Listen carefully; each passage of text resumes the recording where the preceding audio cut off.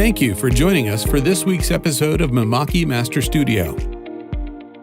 Today, we'll be creating wallpaper on the Mimaki UCJV300 series printer. For this application, we'll be using Mimaki LUS200 inks on printable wallpaper.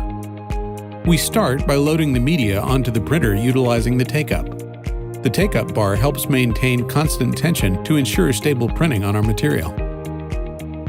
Then we'll load our prepared graphic into RasterLink. With advanced color controls and material settings, the software ensures our file is optimized for our finished product. The UCJV and RasterLink create consistent color and quality, ensuring that our wallpaper panels match for perfect murals and repeat patterns sure to enhance any room. With a few simple clicks, our file is ready to print. Outstanding!